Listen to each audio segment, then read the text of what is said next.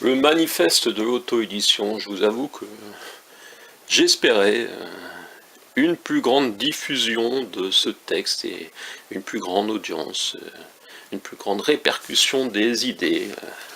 Voilà, pourquoi un manifeste comme Balzac dans sa lettre aux écrivains du XIXe siècle notait non, le gouvernement ne fera rien. Je sais que notre gouvernement ne fera rien, que ce soit celui auquel je m'adressais, celui du président François Hollande, puis maintenant celui d'Emmanuel Macron.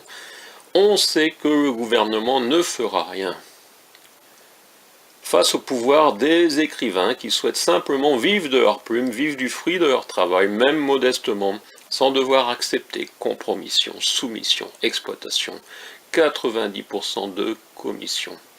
Le manifeste s'impose quand des installés comprennent qu'il existe désormais un autre possible, mais qu'ils essayent de bloquer toutes les voies d'accès à cette utopie pour maintenir leurs privilèges, leur situation, leur pouvoir, leur gloire.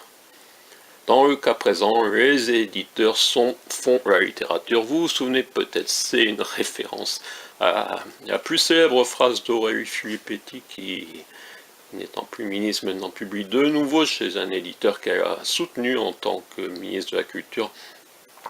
Voilà, j'avais commencé par de la nécessité d'un manifeste.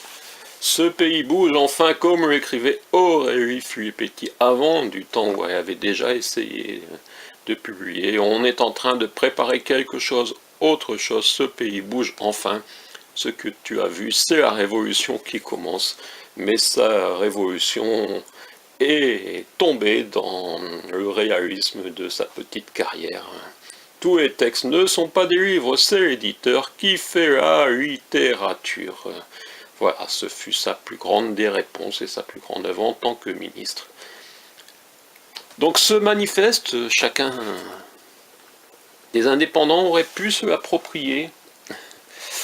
Et non, peut-être parce que chacun pense qu'il est le meilleur et qu'il est vraiment indépendant et qu'il n'a pas à se soucier de l'environnement, je ne sais pas, fournisseur de matières premières, la grève générale des écrivains, voilà ce que je notais, un petit compte.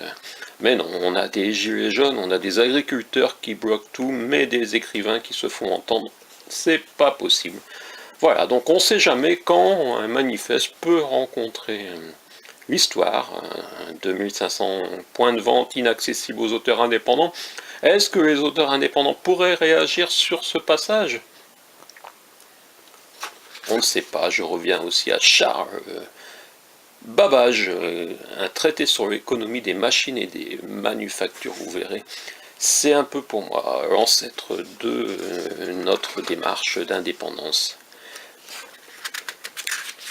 C'est compliqué de vous présenter en vidéo, parfois je me demande si ça apporte quelque chose, ça apporte un peu de visibilité au livre, parce que je ne vais pas vous lire tout, voilà, certains, peut-être les plus anciens, se souviennent d'Abel Clarté, qui peut être considéré comme le nom du père du nom de l'auto-édition, c'est lui qui est le premier à utiliser ce terme, je crois, en 1974. Et il avait créé une association des auteurs auto-édités qui a périclité, je crois, à laquelle j'avais adhéré pour recevoir 2 pages d'informations qui m'avaient semblé pas tout à fait exactes.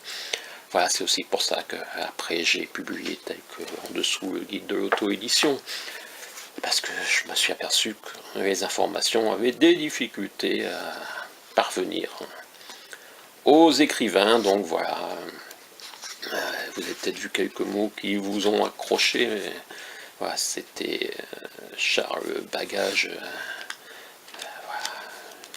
dont vous n'avez peut-être jamais entendu parler, voilà, c'est aussi ça, c'est de savoir de où on vient, la propriété littéraire est la plus légitime de toutes, Émile Zola, et le métier des lettres est tout de même le seul où on puisse, sans ridicule, ne pas gagner d'argent, constatait Jules Renard. Je crois que certains, effectivement, ont des peurs aussi dans ce monde de l'indépendance, de l'édition, de vanité, des personnes qui ne sont pas dans la démarche littéraire, et qui publient par la vanité, oui, d'avoir envie de son nom sur un bouquin, ça peut se comprendre aussi, comme certains chroniqueurs qui pensent que en chroniquant des amis, ils trouveront un éditeur plus important.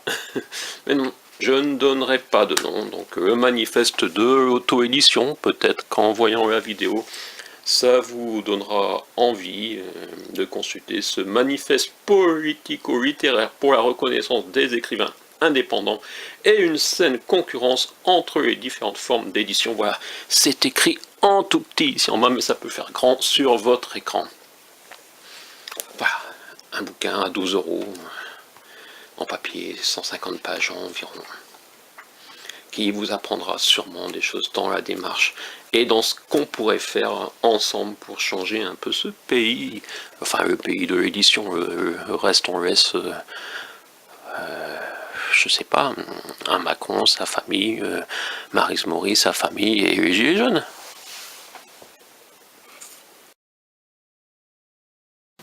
Voilà, Cahors, 42 inscriptions au monument historique et nous allons regarder ensemble ce bouquin si cette chatte nous le permet, ou alors auto-édition, j'écris ton nom. Je pense pas que vous connaissiez ce bouquin. Peut-être avec cette vidéo, une recherche auto-édition. J'ai débuté un tweet, auto-édition, j'écris ton nom. Il s'agissait de promouvoir mon 6e roman. Une pensée m'a stoppé net. Finalement, oui, c'est un titre de livre. Le roman de la révolution numérique, c'est mon 6e roman. Et ces moutons, oui, certains se disent, mais pourquoi des moutons? Mais qui est attentif à la beauté des vitraux de notre département? Pigeonnier, lotoir, Jésus du Quercy. Un bouquin en papier. Le livre de la Saint-Valentin, un gros livre, plus de 500 pages. Un livre au tirage confidentiel, mais disponible en papier et en numérique. Bon, il fallait bien qu'un jour je vous le présente en vidéo également, ce bouquin sur la disparition d'un canton, mon cul, alors